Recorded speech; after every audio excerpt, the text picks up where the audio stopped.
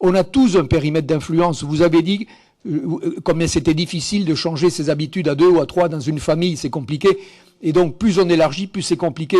Mais si chacun essaye d'être efficace sur son périmètre d'influence, par concentricité, on arrivera à une solution. Merci beaucoup, Jean-Louis Etienne. Eh bien, écoutez, je vais vous proposer maintenant, pendant une quinzaine de minutes, d'échanger avec Jean-Louis Etienne et Pierre Grison, de leur poser des questions ou d'apporter quelques éléments d'éclairage de votre part. À l'issue de ce premier temps d'échange, on rééchangera avec Jean-Louis Etienne et notamment on parlera de ses projets futurs, de ses expéditions qu'il continue à faire. Et puis derrière ce deuxième temps d'échange, vous pourrez encore une fois intervenir. Donc vous voyez, on a le temps. On va prendre le temps ensemble de discuter. Allez-y. Première question, vous levez la main, on vous apporte un micro. Si vous n'avez pas de micro derrière, et puis devant, il suffit d'appuyer sur le petit bouton. Vous vous présentez et vous posez une question à l'un de nos intervenants. Je vous en prie, monsieur, merci de vous présenter. Appuyez sur le petit bouton et c'est parti. Faut vous approcher du micro, sinon on vous entendra pas. Voilà, Maurice Muller, donc je suis membre de différentes associations environnementales. J'ai longtemps travaillé aussi au ministère de l'Environnement. Alors, je me demande s'il n'y a pas aussi une question de vocabulaire, donc pour essayer de sensibiliser davantage le citoyen lambda, lui faire prendre conscience de l'importance des changements en cours.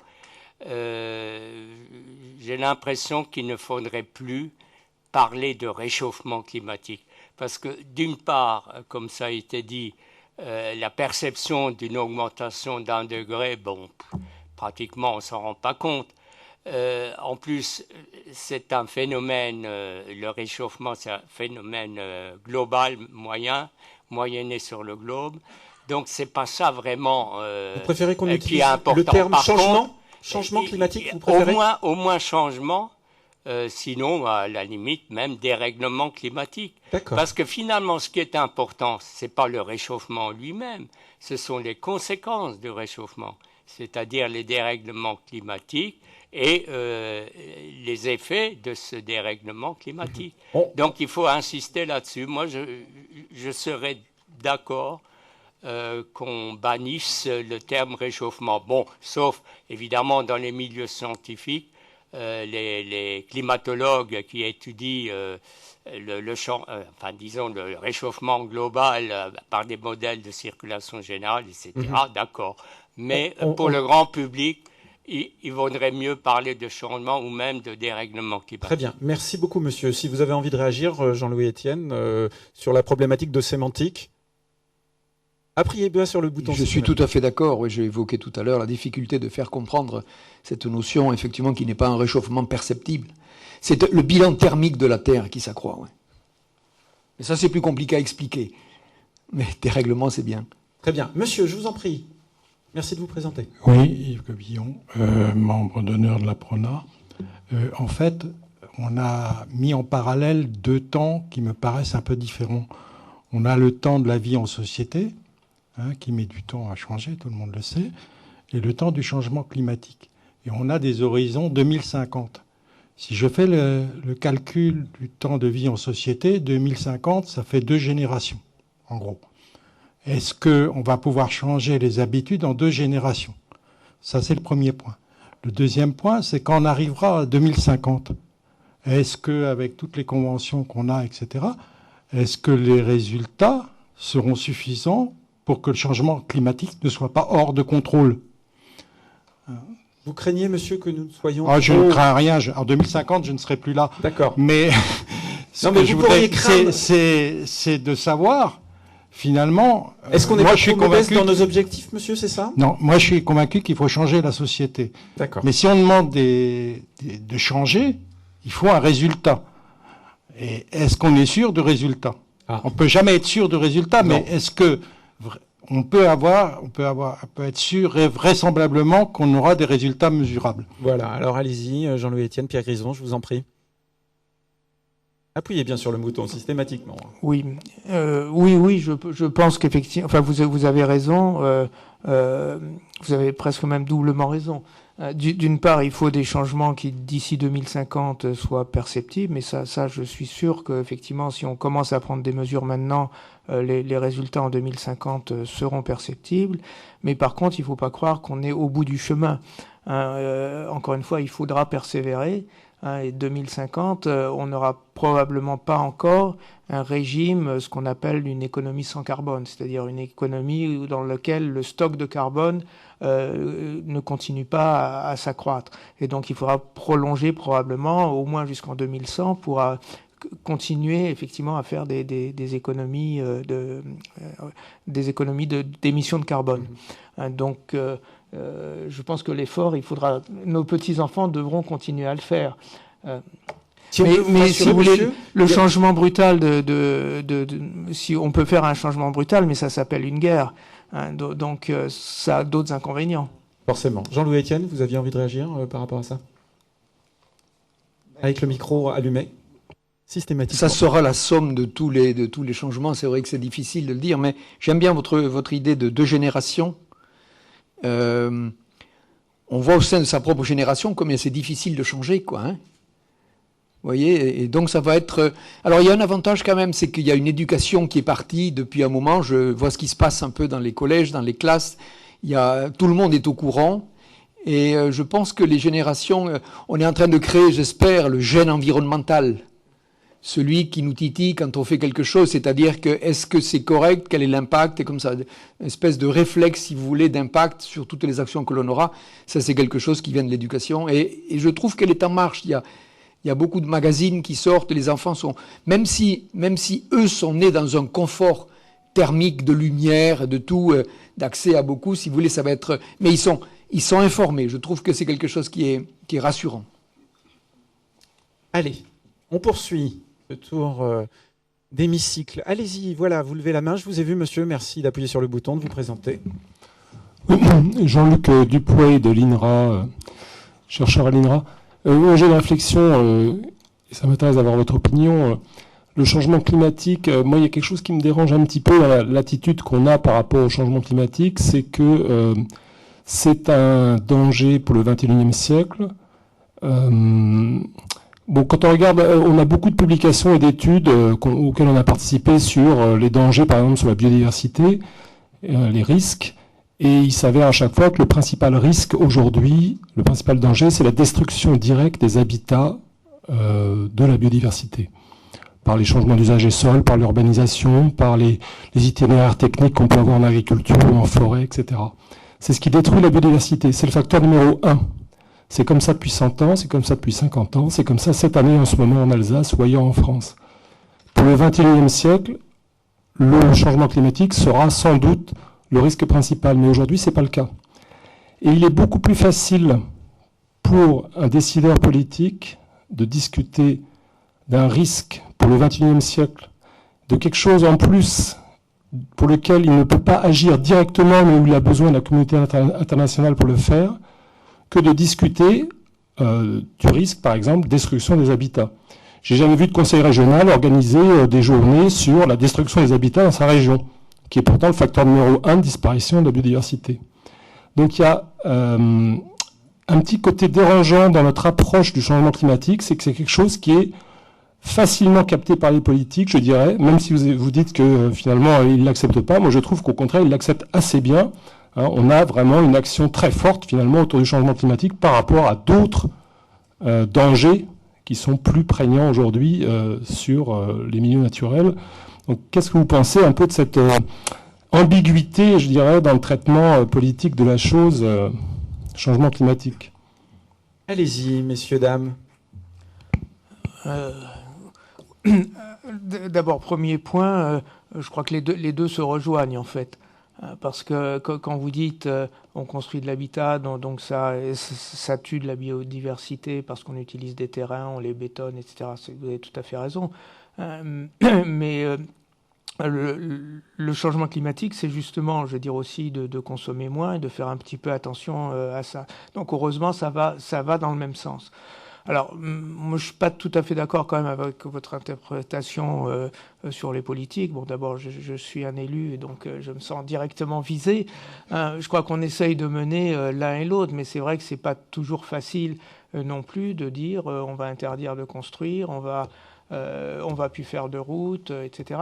Bon, mais je pense que ça commence, enfin maintenant dans la réflexion, et on le voyait bien, encore une fois dans la réunion à laquelle j'étais ce matin, sur l'urbanisation, c'était bien, on arrête l'urbanisation à outrance, on s'impose des minimums de densité d'habitation.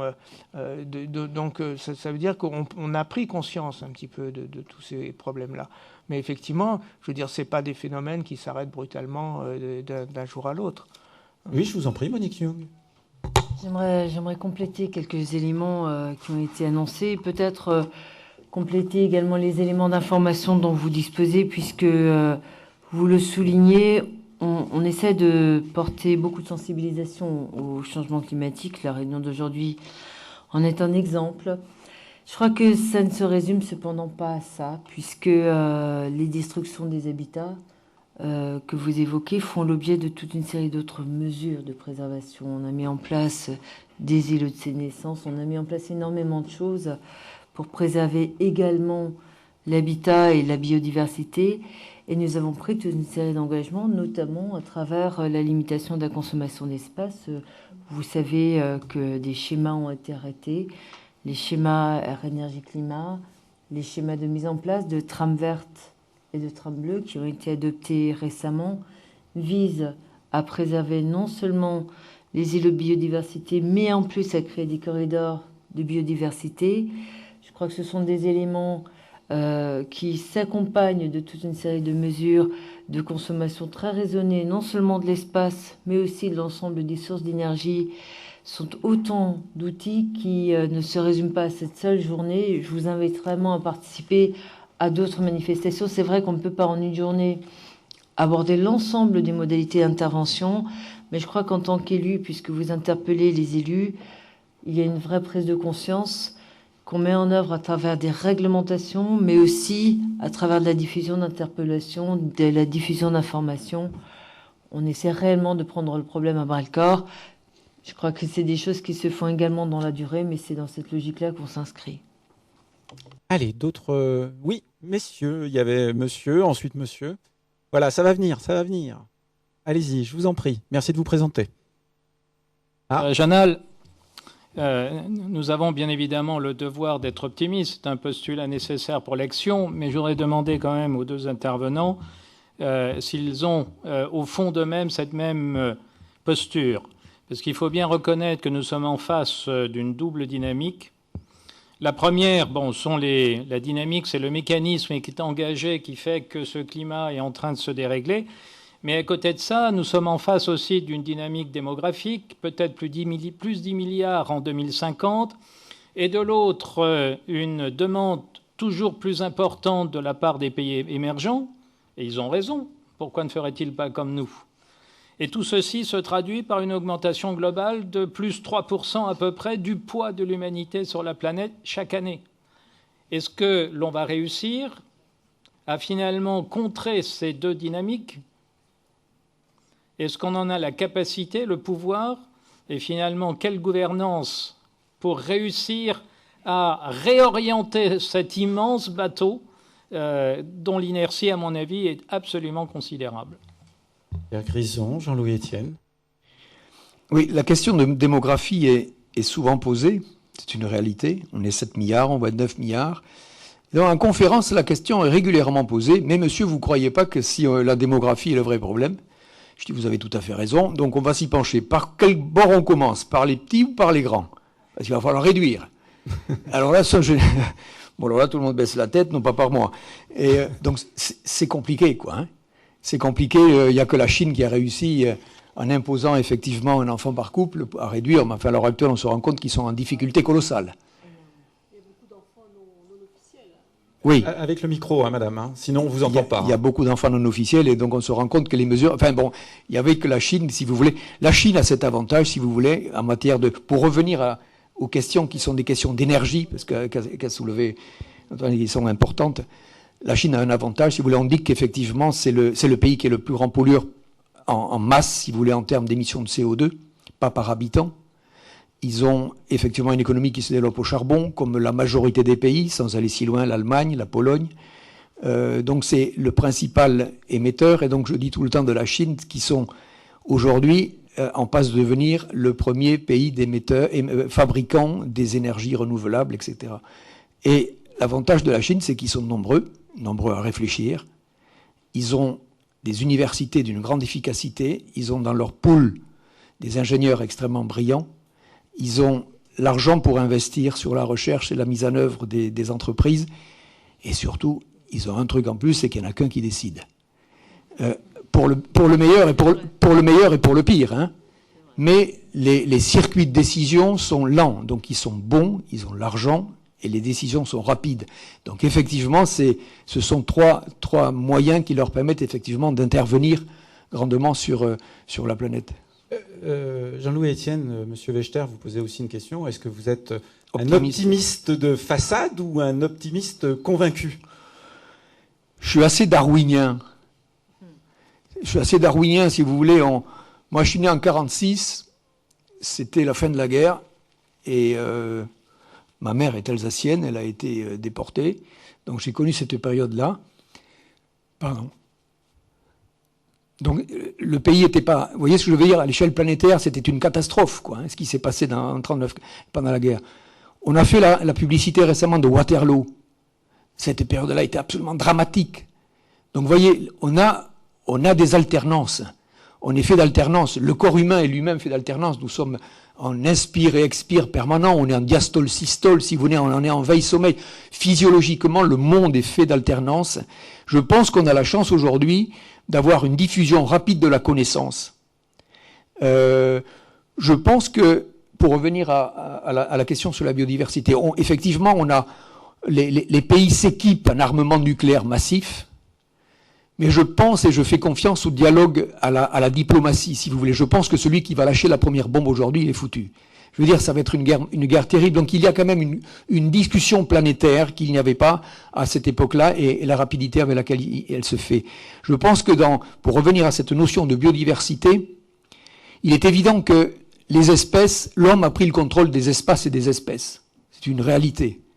Et les espèces, si vous voulez, chaque espèce naît avec son potentiel et son matériel pour la vie. Les animaux naissent avec les griffes, le venin, je sais pas, les crocs, ce qui va lui permettre de se reproduire, se nourrir et développer son espèce. Et là-dessus arrive le mutant surdoué. Le mutant surdoué qui est l'homme, qui va inventer des outils d'une telle puissance, si vous voulez, que la rapidité d'évolution des espèces, les espèces n'ont aucune chance pour évoluer par rapport à nous.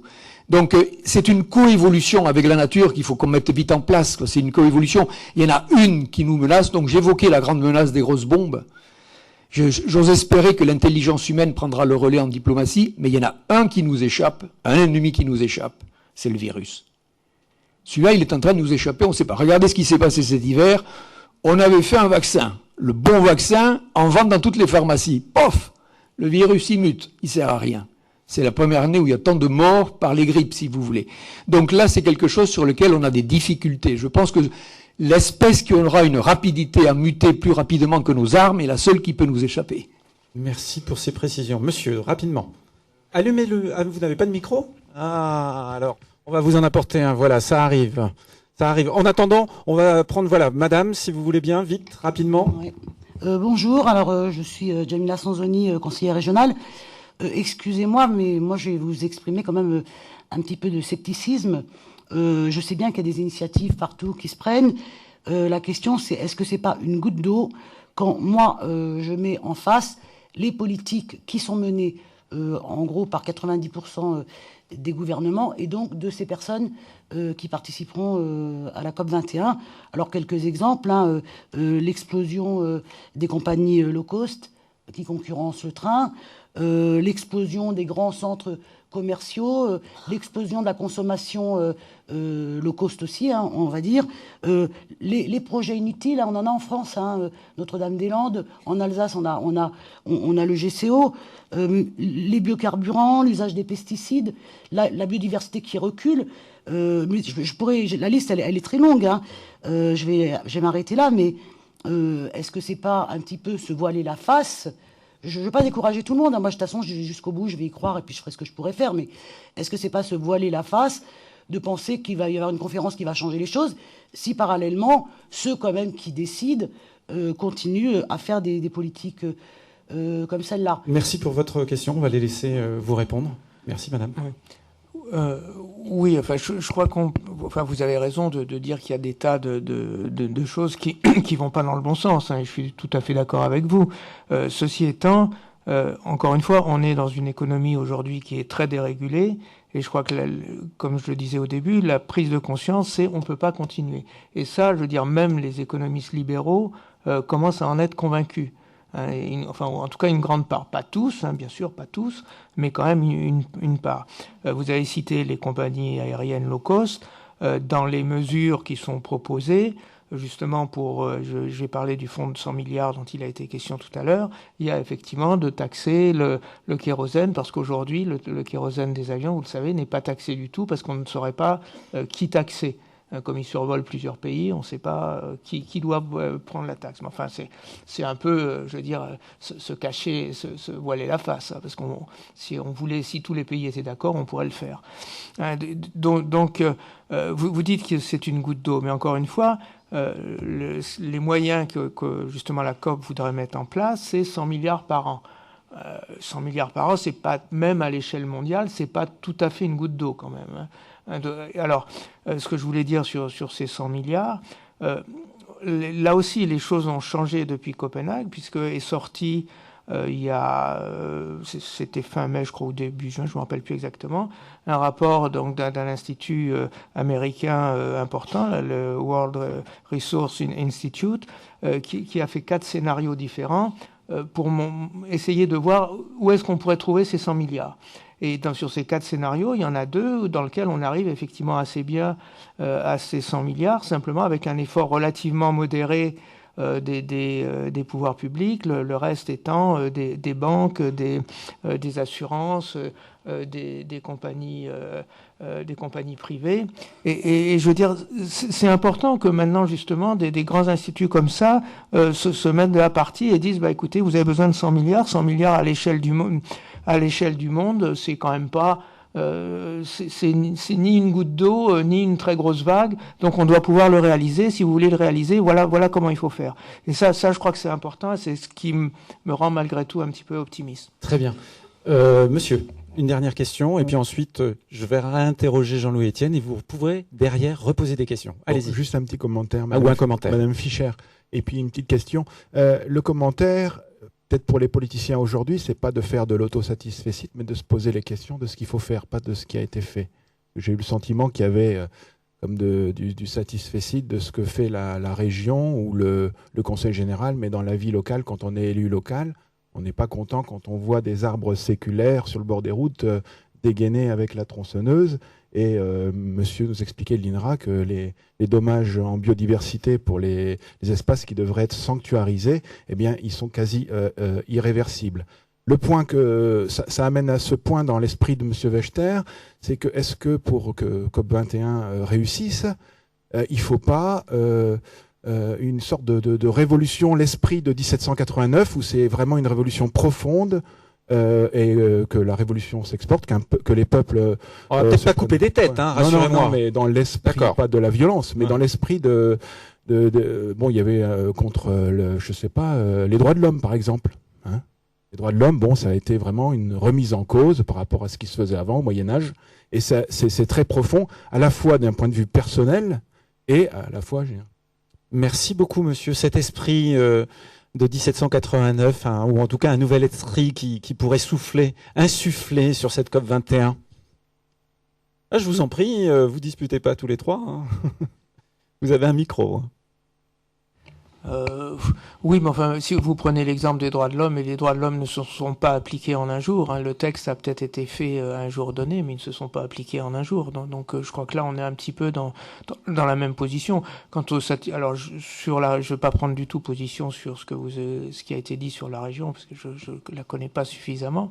Mais je veux dire, moi, ça me choque pas, et Jean-Louis Etienne l'a bien dit, l'homme, il est fait de pulsations, il marche entre satisfait d'avoir fait quelque chose et puis, je veux dire, pas content du même résultat parce qu'il n'a pas été assez loin, donc il doit construire le futur autrement. Et ben c'est la vie du politique, ça, de montrer qu'il a réussi à réussir une action et puis tout de suite à vouloir en faire une autre pour gagner l'avenir.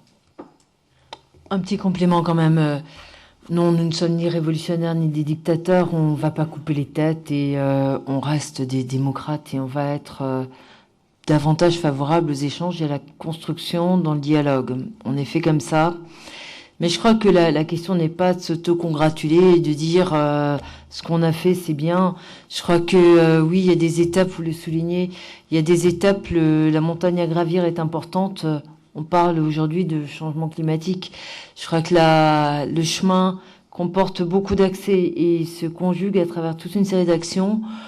Certainement, il y a beaucoup de choses qui doivent être faites à différents échelons, avec des engagements planétaires. Il y a aussi des choses qui peuvent se faire sur le territoire. Vous disiez, Jean-Louis Etienne, tout à l'heure que ce ne sont pas les hommes d'État qui font le changement, ce sont les citoyens. Je crois que chacun a apporté sa part des choses. On a mis en place et on met en place un certain nombre d'actions au niveau de la région. Je ne crois pas qu'on ait décidé à un moment donné d'arrêter et de se dire ça y est, on est arrivé à quelque chose. Je crois que c'est un cheminement.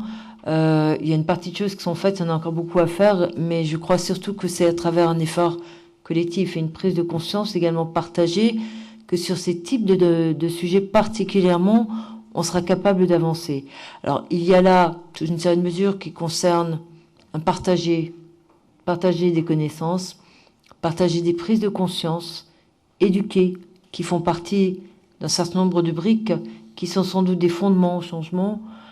Il est clair qu'on y contribue, on n'est certainement pas les seuls et la piste est encore longue. Jean-Louis Etienne, pour en revenir au film que l'on a vu tout à l'heure, on vous entend citer une expression « aller vers la voie de ses rêves ». Est-ce que ce sont toujours vos rêves qui vous ont guidé, Jean-Louis Etienne ? J'ai le sentiment d'être resté effectivement fidèle en choisissant des voies qui permettaient d'aller vers quelque chose que j'avais envie. Sur ce film, effectivement, on voit un parcours d'expédition que j'ai faite, c'est vrai. Vous l'avez évoqué tout à l'heure, j'ai un CAP d'ajusteur, après j'ai fait médecine, j'étais interne en chirurgie. Et la médecine, et depuis petit, j'aimais vivre dehors, en fait. J'aime cette notion de vivre dehors, j'aimais le sac à dos, camper, j'aimais ces choses-là, si vous voulez, comme beaucoup d'enfants, beaucoup de jeunes. Et donc, quand je vous disais tout à l'heure, j'ai fait une liste de matériel de camping pour aller camper dans les Pyrénées en hiver. Quand j'avais 14 ans, j'avais cette notion. À la maison, on avait un numéro de l'illustration. L'illustration, c'était le National Geographic français du temps où la France avait toutes ses colonies. C'était monstrueux. Là. Si vous regardez les anciennes cartes de géographie, on avait une partie du monde énorme. Et donc, je voyais donc on avait besoin d'envoyer partout des ingénieurs, des médecins, des mécaniciens. Et donc, on voyait les bateaux qui partaient. Donc, j'avais envie de faire partie de ces voyages-là. Et vous voyez, je suis resté fidèle à cette idée. La médecine m'a permis, après, pendant 10-12 ans, d'être médecin d'expédition. Et après, j'ai organisé les miennes. Donc, c'est ça mes rêves. Ce sont une composition de technologie, mes expéditions, d'aventure, bien sûr, et de sciences. J'aime beaucoup les sciences de la vie et de la terre. Donc, c'est un panachage de toutes ces choses-là que j'aime bien. Alors, Jean-Louis Etienne, votre dernier ouvrage paru en mars de cette année s'intitule « Persévérer » avec ce sous-titre « On ne repousse pas ses limites, on les découvre ». On l'entendait d'ailleurs, cette expression dans le film. Quel message vous souhaitez transmettre à vos lecteurs à travers cet ouvrage « Persévérer » ? C'est encore une fois l'expérience des conférences où, quand vous êtes sur la scène, on vous demande, vous êtes le héros de la soirée, et est-ce que le héros a un message ? Et le héros, il a forcément, on attend du héros le message, si vous voulez. Et donc, je regardais un peu mon parcours et je me suis rendu compte que c'était la persévérance qui m'avait permis de résister aux tentations de l'abandon. Et j'ai bien fait. J'ai failli abandonner, si on reprend simplement le pôle Nord, j'ai failli abandonner plusieurs fois. Et c'était un parcours très ambitieux, on l'a évoqué tout à l'heure. Orgueilleux, vous avez même dit dans le film. Oui. Oui, j'y suis pas allé pour être seul, hein, vous l'avez compris. Je m'étais engagé, il fallait absolument. Et alors donc, j'étais même passé à la télévision avant avec mon traîneau. J'avais été passé à, ils ont disparu, Marie-Laure Augry et Yves Mourouzi. Vous voyez, il y a un moment, quoi. Hein, c'était en 85. Et donc j'étais avec mon traîneau, j'étais le héros du pôle. Et puis après, ça me dépassait quand j'étais sur le terrain.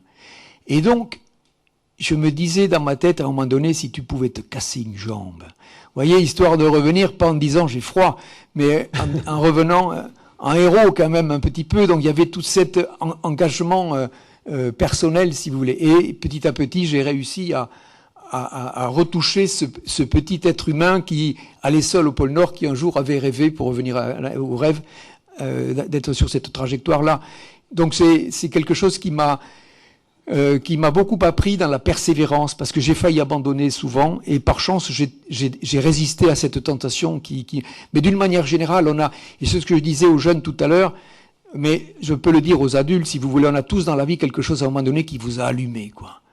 Un truc où on se dit, bon sang, c'est exactement ce que j'aimerais faire. Vous voyez, une espèce de passion naissante, quel que soit l'âge. Et donc, il y a une petite flamme qui commence à arriver. Et alors, vous vous rendez compte que, bon, il y a le premier pas, c'est-à-dire vous ramassez des livres, des informations, etc. Vous allez voir, donc vous construisez cette phase intéressante, mais on se rend compte qu'il y a du boulot, beaucoup de travail, il y a de la concurrence, il y a des défaitistes, etc. Et là, si on abandonne, on crée une frustration. On crée une frustration parce que vous n'avez pas dépassé ce stade-là pour passer le seuil d'après. Parce qu'en général, on évolue par seuil dans la vie. Et donc, c'est cette résistance à la tentation au pied du seuil. On se construit dans la vie sur des choses accomplies. Et donc, c'était à travers ce titre. Et le sous-titre, c'est « On ne repousse pas ses limites, on les découvre ». Parce qu'on ne sait pas de quoi on est capable. On est incroyablement intelligent. Et on ne s'octroie pas souvent la liberté de mettre à l'œuvre son intelligence. On vit sur une ligne de conduite qu'on a commencé très tôt, dans une espèce de cocon, si vous voulez, et on n'exploite pas toutes ces performances, et en fait, souvent par timidité, par modestie, mais enfin, on les ignore souvent, de ces performances. Alors Jean-Louis Etienne, vous continuez, vous, à rêver, mais c'est pas seulement du rêve, puisque vous parlez de travail. Vous êtes en ce moment sur un projet scientifique qui s'intitule PolarPod. Ça fait 4 ans que vous travaillez dessus. Je vous propose de découvrir, si on est prêt en régie, de suite quelques images. PolarPod. La prochaine expédition se déroulera autour de l'Antarctique, à bord d'un vaisseau qui dérivera dans le puissant courant circumpolaire. Acteur majeur de la biodiversité marine et du climat de la Terre, cet océan est encore méconnu. Pour répondre à l'attente des scientifiques, nous avons conçu le PolarPod. Sans motorisation, il sera tracté à l'horizontale. Ce vaisseau révolutionnaire répond à 3 exigences. Être économique, écologique grâce aux énergies renouvelables et très stable dans la grosse mer. Arrivé dans le courant circumpolaire antarctique, le PolarPod sera mis à la verticale par remplissage des ballasts à l'eau de mer. Le lest en béton de 150 tonnes, situé à 80 mètres de profondeur, assurera une grande stabilité dans cet océan de tempête que les marins ont baptisé les 50e hurlants. Équipé de capteurs et d'instruments de mesure les plus performants, le PolarPod est un vaisseau ultramoderne qui sera mené par un équipage réduit de 7 personnes, 3 marins et 4 scientifiques qui seront relayés tous les 2 ou 3 mois. Cette exploration apportera de précieuses informations sur la faune polaire, les populations de krill et de baleines, sur la capacité de l'océan Antarctique à absorber le gaz carbonique que nous émettons en excès et déterminer le rôle majeur qu'il joue sur l'environnement et l'avenir du climat de la Terre. Cette aventure humaine et scientifique hors norme devrait durer plus d'1 an. Voilà, c'était quelques images de ce projet que vous êtes en train de développer. Ça fait 4 ans déjà que vous travaillez dessus. Ce projet, on le voit, hein, c'est notamment un bateau qu'il faut construire, un bateau un peu particulier pour le coup. Hein. C'est un bateau vertical. C'est un vrai navire, vous avez raison, un navire vertical. En fait, on va étudier l'océan austral, qui est cet océan qui est autour de l'Antarctique. Là, on parle du pôle sud, il y a un immense océan qui fait le tour et qui est poussé par les vents légendaires, 40e, 50e hurlant.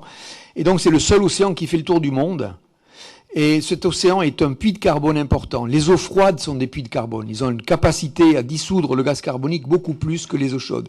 Quelle est la performance de cet océan sur le bilan carbone? C'est une des questions importantes. Et donc, toutes les publications sur cet océan se terminent toujours pareil. On a besoin de mesures in situ. On a besoin de l'homme pour être sur place, pour effectuer des mesures. Et pour faire ça, faut un bâtiment, un bateau particulier. Oui, parce que, si vous voulez, c'est inenvisageable d'envoyer un navire océanographique, les gros navires océanographiques. Aujourd'hui, l'homme de science est devenu trop cher en mer.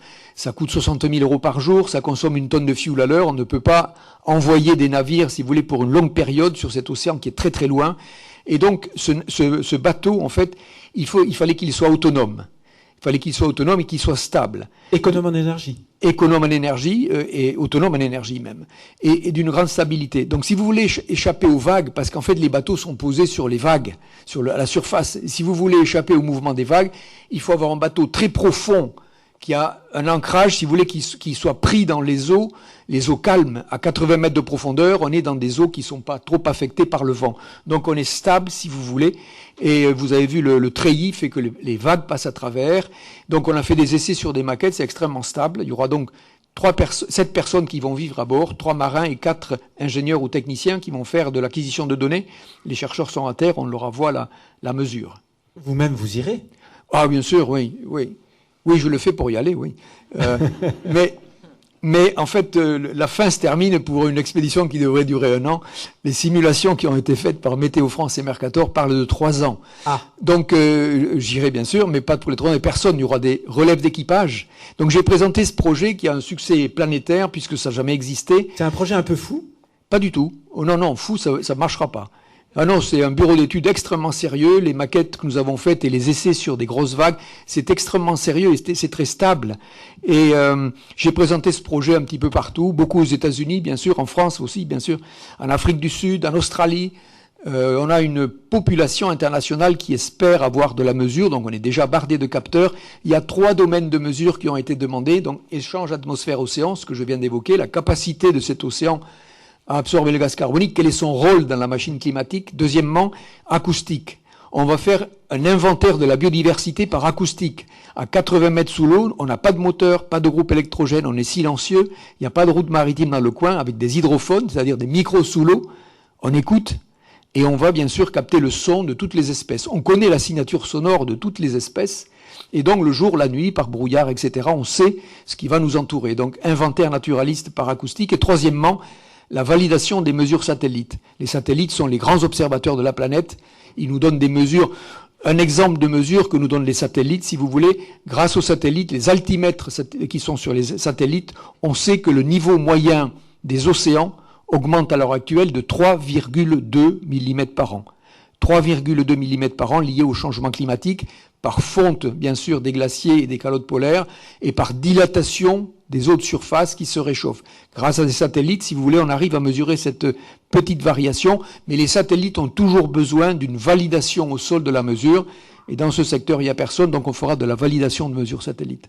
C'est quoi le coût d'un tel projet? La construction est évaluée à 10 millions d'euros, et la gestion d'un projet comme ça, une fois que le bateau est en mer, c'est 2 millions par an, qui inclut la base à terre, bien sûr, la logistique des chercheurs, les allers-retours, la gestion du PolarPod, ça coûte à peu près 2 millions par an. Et là, vous avez trouvé les financements? Je suis en très bonne voie pour trouver le financement de la construction, qui est la partie la plus délicate, parce qu'une fois que vous avez le bateau, il est beaucoup plus facile d'arriver à trouver des partenaires et des laboratoires, si vous voulez, qui participent au financement. Et là, qui va vous soutenir? J'ai pas encore signé. Privé, privé, uniquement privé. Oui, je n'appartiens à aucune structure d'État, et puis j'ai une capacité par expérience à trouver des moyens dans les structures privées, si vous voulez. Les budgets de recherche, ça me nuise terriblement et je ne me suis jamais mis en compétition avec les budgets de recherche. Par contre, les chercheurs iront chercher effectivement des budgets de recherche à l'ANR et autres, mais ça c'est dans le schéma classique de la recherche. Mais la logistique, elle est assurée par des fonds privés. Le départ, c'est prévu pour quand, si tout va bien? Si tout va bien, la construction en 2016, c'est-à-dire à la fin de l'année, on va commencer début 2016 pour un départ autour de l'Antarctique en 2017.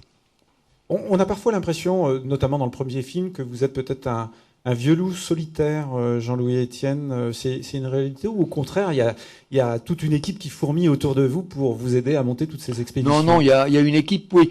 C'est vrai qu'on voit de moi quand je suis seul. Mais c'est vrai que j'aime passer du temps seul. La solitude, je m'ennuie pas avec moi. La solitude ne me dérange pas et j'en ai besoin même. J'en ai besoin. Vous voyez, les voyages en train pour venir à Strasbourg, je trouve ça, j'adore ce moment où vous êtes coupé du monde. J'ai besoin de ce temps de réflexion. Ça a toujours existé chez moi, mais en même temps, j'aime l'équipe. J'aime beaucoup l'équipe. J'étais demi de mêlée au Castre Olympique, il y a longtemps, hein. Et j'aimais ce travail d'équipe. J'étais chirurgien, j'adorais le collectif chirurgical, l'intensité dans la concentration. J'ai fait la course autour du monde avec Tabarly, j'ai conservé des amis, etc. Donc j'aime les deux. J'aime bien sûr l'activité de groupe. On est fort en groupe. C'est intéressant si vous voulez, mais j'ai besoin aussi de me régénérer dans la solitude. Sur les précédentes expéditions, c'était aussi de l'argent privé qui venait vous aider à monter toutes ces Toujours. expéditions? Toujours. Oui, j'ai toujours eu des sponsors privés. Histoire d'être indépendant. Pas du tout, mais c'est ce que de... je sais faire. J'ai eu une fois, si vous voulez, j'ai été une fois aidé par le ministère de la Recherche, et donc le ministre souhaitait vraiment me soutenir, si vous voulez, mais c'est pas à vous que je vais expliquer que pour trouver, c'était combien? 30 000 euros. 30 000 euros, ça m'a pris 4 ou 5 mois de dossier. Et ensuite, la vérification de la dépense qui prend autant. J'ai pas le secrétariat pour ça, si vous voulez, quoi. Hein. Alors que je suis beaucoup plus efficace sur des volants de décisions qui sont beaucoup plus courts. Et c'est pas un reproche. Je comprends qu'il faut gérer l'argent de l'État, mais je suis plus efficace sur des circuits beaucoup plus courts. Allez, on va vous inviter encore à poser des questions. Oui, madame. Voilà, il suffit de vous présenter. Oui, bonjour, Virginie Formosa, Plan Climat d'Alsace du Nord. Dans l'atelier ce matin, sur le passage à l'acte, on a notamment dit que l'individu ne se rend pas compte qu'il fait partie de l'environnement, voilà, qu'on voit l'environnement comme quelque chose d'à part de nous et que sauver la planète, le message ne passe pas.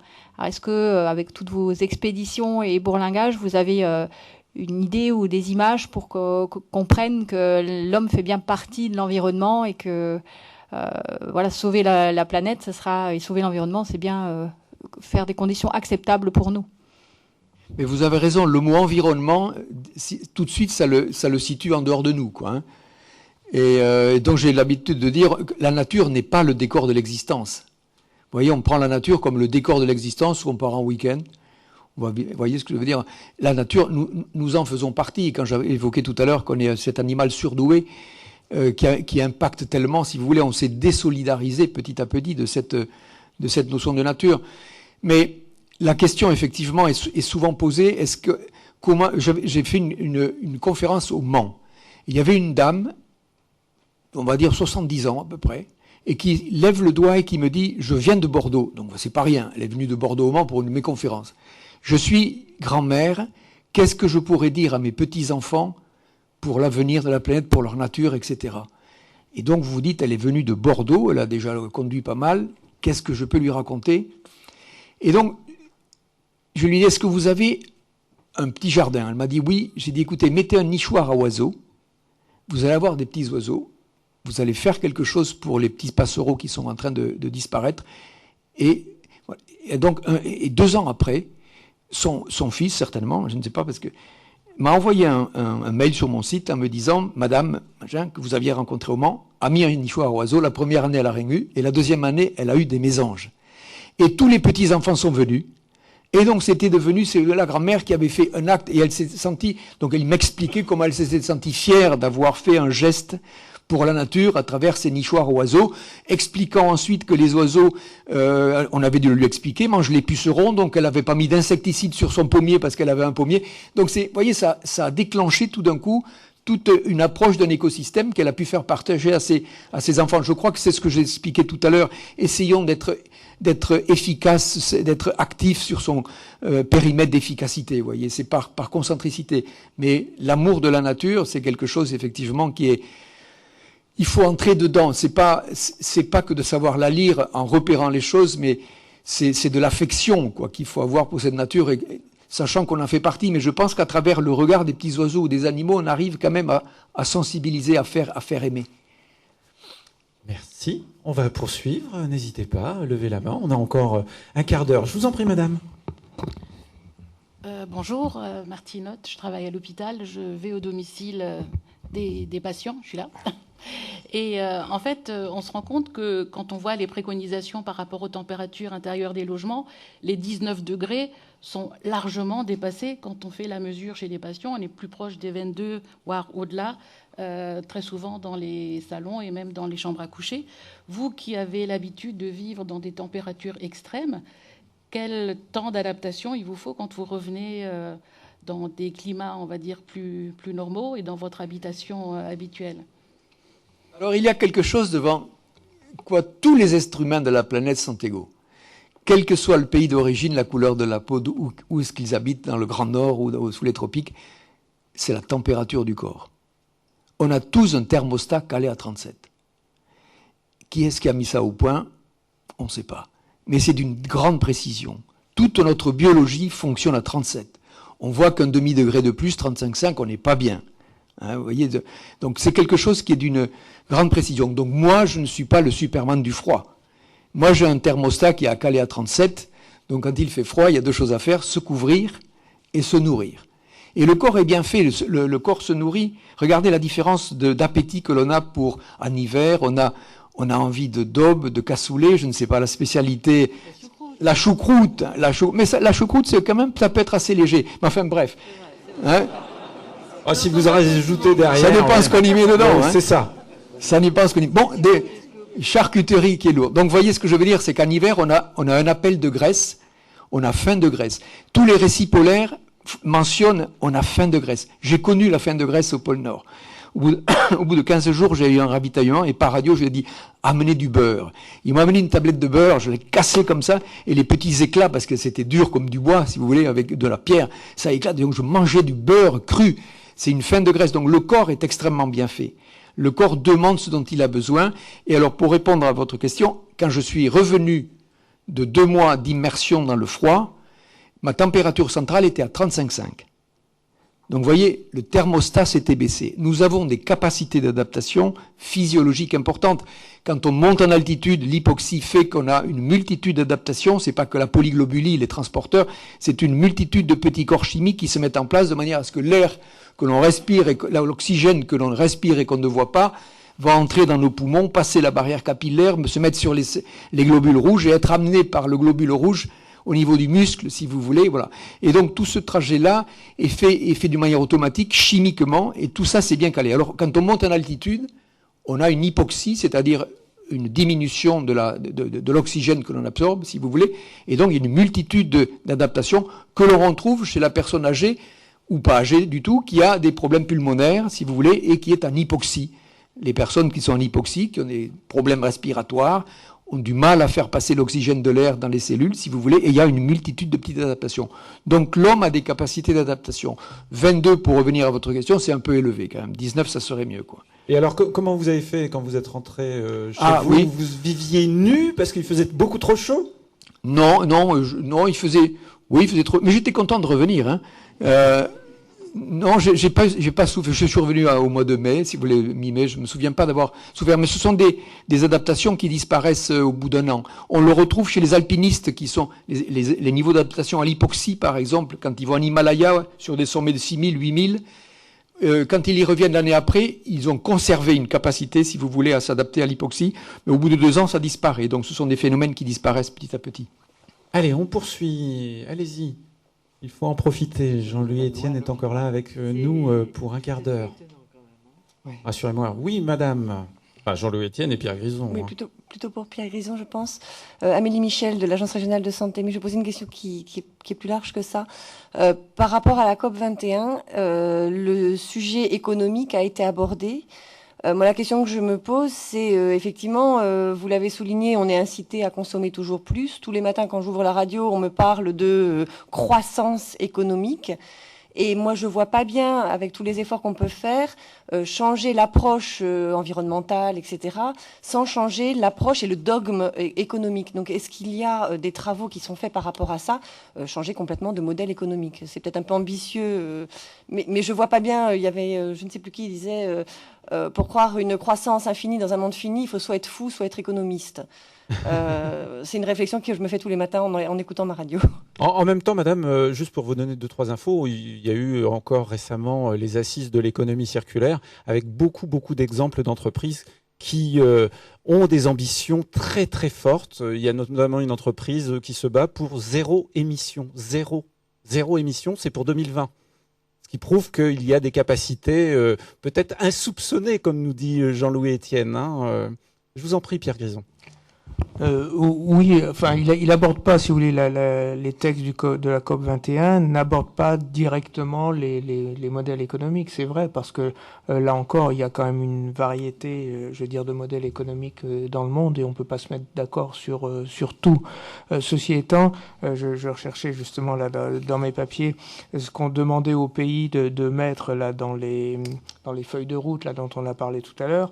Et bon, c'est quand même assez vaste. On leur demande, effectivement, les questions d'atténuation, l'adaptation au changement climatique, les pertes et les dommages, le financement, les technologies, la transparence comment assurer une transparence des actions, quel soutien, les contrôles et puis effectivement la validité, j'allais dire, économique de leur approche. Donc vous voyez que ça touche quand même différents secteurs. Et bon, après, ce qui est intéressant quand même de voir, et justement ce que je disais tout à l'heure, c'est que quand même il y a beaucoup de choses qui vont dans le même sens que l'économie dont vous venez de faire allusion, à l'économie circulaire, à un certain nombre de choses comme ça. L'économie des ressources, c'est clairement ça fait partie effectivement des mesures qui sont que l'on va voir dans la COP. Et pour faire l'économie des ressources, notamment en matières premières, il faut développer l'économie circulaire, il faut développer le recyclage, il faut faire un certain nombre de choses comme ça. Alors ça répond bien sûr pas entièrement à votre question, mais en même temps... On peut inviter madame de toute façon à aller sur un site, le site de l'ADEME, économie circulaire. Vous allez y trouver beaucoup d'exemples d'entreprises, sans aucun problème. Sûr, oui. Monique Young. Je veux simplement rappeler qu'on a lancé sur de l'économie circulaire, on appelle à projet il y a 15 jours, 3 semaines, pour financer tant les études que les approches, que des postes pour porter des projets d'économie circulaire qu'on cofinance entre l'ADEME et la région. Pour aller dans ce sens-là, c'est une mutation qui est lente. Il y a néanmoins, on se rend compte, des nouveaux comportements, de nouvelles approches et une sensibilité tout à fait nouvelle qui se met en place, notamment avec de l'économie circulaire. Donc ça démarre, on a un certain nombre de projets qui rentrent aussi. J'ajouterais aussi, enfin vous avez cité l'économie circulaire, mais il y a quand même beaucoup d'autres choses qui changent aussi. C'est le projet de Jean-Louis Etienne, là, m'y faisait penser. Je ne sais pas si vous avez fait appel à ce qu'on appelle le crowdfunding, là, le financement par participatif. Maintenant, il y a beaucoup d'entreprises qui se montent avec ce principe-là, et je crois que c'est très différent de l'approche actionnariale. Et donc, je pense que tout ça, c'est les prémices d'une mutation économique qui est en train de se mettre en place, qui va prendre un certain temps, bien sûr, mais je pense que les choses, là aussi, c'est pas simplement des intentions de bouger, on voit les choses qui commencent à bouger. Allez, encore une ou deux questions, monsieur au premier rang. Oui, je vous en prie. Bonjour, Benoît Grandmougin, je suis responsable du service de Lille, ici à la région Alsace. Merci beaucoup pour ces témoignages, et notamment l'intervention dans son périmètre que je partage complètement, et également pour ces explications de fonctionnement de cette COP21 et de ce qui est à l'amont.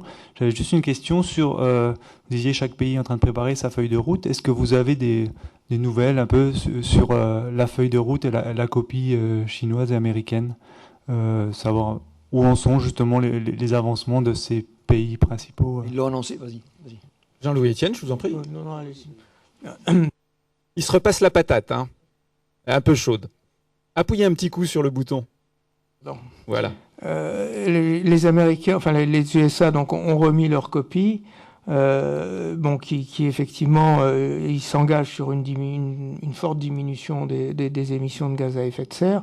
Et il faut voir que là, c'est complètement différent de ce qu'ils avaient dit à Copenhague. Donc ça, c'est quand même intéressant. Donc eux, ils ont remis leur copie. La Chine a remis sa copie aussi, il me semble. Mais j'avoue que j'ai pas regardé de près. La Chine s'est engagée à infléchir les émissions de CO2 à partir de 2030. Mais il y a une bonne nouvelle. Il y a une bonne nouvelle, c'est qu'ils s'y mettent à fond. Ils ont compris. Ils s'y mettent à fond que c'est très préjudiciable pour eux. C'est un pays qui est extrêmement actif économiquement, on le sait. Donc ils ont compris que c'était assez préjudiciable. Et les mesures qu'ils annoncent, c'est une inflexion en 2020. Oui, et par exemple, en mesure immédiate, vous savez que la Chine, je crois, démarrait une centrale au charbon par semaine, je crois, que c'est cet ordre de grandeur, et ils ont dit que ça, ils arrêtaient. Hein, donc c'est aussi c'est intéressant. Alors c'est vrai que tout ça, c'est des machines qui ne s'arrêtent pas en un jour, hein, quand même. Allez, encore éventuellement une question. Oui, madame. Oui, je voulais juste rebondir sur ce que disait Madame tout à l'heure. Est-ce que du coup, la COP21, ce serait pas enfin le moment de détrôner le sacro-saint PIB et de dire on va enfin mettre en place un nouvel indicateur dont toutes les infos du monde en parleraient tous les matins, où il y a une composante lutte contre le changement climatique, économie de ressources. Ce sera un acte fort peut-être. Un PIB du bonheur? Oui, j'ai participé à quelques réflexions. Jacques Attali a créé un comité qui s'appelle effectivement économie positive. Et donc, pendant des semaines, on a planché sur cet indicateur, effectivement, en mettant de bonheur, etc. C'est compliqué, quoi. Hein. Oh oui. C'est extrêmement compliqué. Donc, c'est très intellectuel. Vous voyez? Et sur le papier, on arrive à faire des choses intéressantes.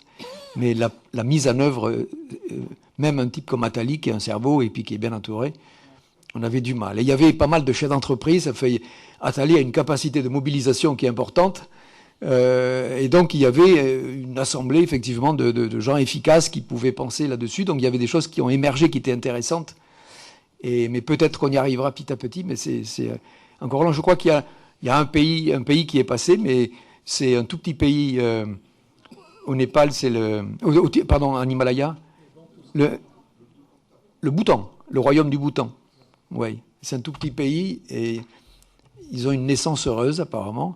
Et ils la cultivent. Ils méditent beaucoup. Je rajouterais que cette notion était également apparue dans les travaux de perspective qu'on avait menés en Alsace. Je fais un petit zoom qui est le zoom local, qui était apparu dans les travaux qu'on avait menés au titre d'Alsace 2030, qui était d'imaginer ce que vous évoquez, une espèce d'indice de bonheur. Et on est en train de, on est en train de travailler là-dessus pour en établir les critères. Préparer ce travail, Attali l'a fait. On est en train de voir ce qu'on pourrait émettre en tout état de cause. C'est un sujet sur lequel on est en train de plancher pour voir si on est capable de proposer quelque chose, une autre lecture là-dessus. Et on a aussi lancé, là, il y a très peu de temps, un label d'excellence pour les entreprises qui repose sur 3 piliers. C'est pas uniquement le résultat. On a, avec toute une série d'entreprises pilotes, mis en place des critères qui étaient tant économiques, parce qu'une entreprise, ça doit gagner de l'argent quand même, ça doit dégager du résultat pour pouvoir investir. Mais on a aussi introduit, les entreprises ont souhaité également être qualifiées d'excellentes parce qu'elles avaient une politique sociale particulièrement intéressante, où elles embauchaient des apprentis, où elles s'engageaient dans des processus de formation qui allaient évidemment au-delà des obligations, mais aussi toute une série de passages relais intergénérationnels qu'ils mettaient en place. Et un troisième volet qui était un volet environnemental, qui était l'application dans chaque société de mesures d'économie de matières premières, du respect de la ressource, qui est pour beaucoup de sociétés une approche qui est nouvelle dans leur mesure d'efficacité. Donc c'est un label qui doit pouvoir contribuer à ça. En tout cas, on vient de le lancer, on essaie bien de le faire un tout petit peu perdurer et en tout cas diffuser. C'est une bonne idée. Jean-Louis Etienne, vous avez un projet qui vous tient à cœur, PolarPod, 4 ans de réflexion déjà. Est-ce que ça vous laisse encore le temps de rêver, monsieur? Tout le temps. Oui, je fais des choses que j'aime, si vous voulez, donc je n'ai pas l'impression de travailler, alors que ça me prend 15 heures par jour, peut-être, je ne sais pas. C'est-à-dire que ça s'inclut. Vous m'avez invité à témoigner, vous voyez, et ça m'intéresse parce que le fait d'être invité à témoigner, ça m'impose de travailler beaucoup en amont. Vous voyez, je fais des conférences avec... aujourd'hui, la thématique est le climat. Et donc, j'ai fait pas mal de conférences climat avec des spécialistes que sont Jean Jouzel, Hervé Le Treut, Delmotte, enfin, et voilà. Et donc, moi, je suis le metteur en scène de la connaissance. voyez, et ça m'intéresse. C'est-à-dire trouver des mots simples pour rendre vivante une science qui est souvent difficile à faire passer. Et donc, rien que ça, si vous voulez, quelque chose qui me nourrit, je lis beaucoup, je travaille beaucoup, et chaque fois, donc j'ai noté quelque chose tout à l'heure que j'ai intéressant, que je n'avais jamais entendu encore, voilà, une solidarité obligatoire. Voilà des choses qui vont me faire réfléchir pour le retour à Paris. Solidarité obligatoire de Pierre Grison. Et non, mais voilà. Donc, je trouve que ce qui est intéressant, vous voyez, vous dites 4 ans de travail. Tout le monde ici est aux affaires, on va dire, chacun les siennes, mais j'essaye de ne jamais être à l'arrêt. Je me décourage souvent. 4 ans, c'est long, si vous voulez. On attend surtout les financements, c'est le plus compliqué. Et donc c'est long. Et je lance tout le temps une bouteille à la mer. J'ai un paquet de business cards à la maison, comme ça, depuis que je rencontre. Et de temps en temps, je sors le paquet, je le verse sur la table, j'en prends 2 ou 3, je dis, attends, celui-là, il m'a pas répondu, celui-là, je le relance. Et j'envoie des mails en me disant, qui sait, peut-être qu'il y aura une réponse. Donc il faut être proactif sans arrêt, ne pas s'asseoir sur son fauteuil. Alors le fait de lancer des choses comme ça fait que je m'instruis, que je suis actif et que ça me donne l'envie de continuer. Et alors quand j'en parle, là je parle vite, on a l'impression que j'ai une passion inoxydable. En fait, la passion, c'est comme le feu. Si vous ne mettez pas des bûches, ça s'arrête, quoi. Si vous voulez, donc c'est un travail permanent. Donc c'est un encouragement que j'ai fait tout à l'heure aux jeunes, d'essayer d'être actifs sans arrêt, d'aller à la pêche à l'information, lire le journal, voir comment leurs compétences peuvent se matcher avec le fonctionnement de l'existence et de la vie, quoi. Une dernière question, Jean-Louis Etienne, mis à part explorer, je l'espère pour vous, dans quelques temps, dans quelques mois ou années, les 50e hurlants. Et Dieu dans tout ça? Non. Non, pas Dieu dans tout ça, non. Quel lieu aimeriez-vous explorer, ou si vous aviez eu la possibilité? Alors, je l'ai évoqué tout à l'heure, c'était l'espace. Je suis plus du tout frustré par ça, mais j'avais posé ma candidature à 83, il y avait eu appel à candidature pour les civils. Oui.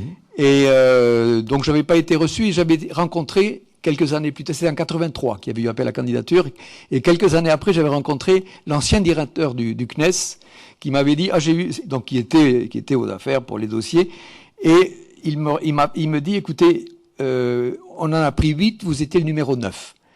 Et il vous a manqué une chose, c'était, vous n'aviez pas fait de communication scientifique.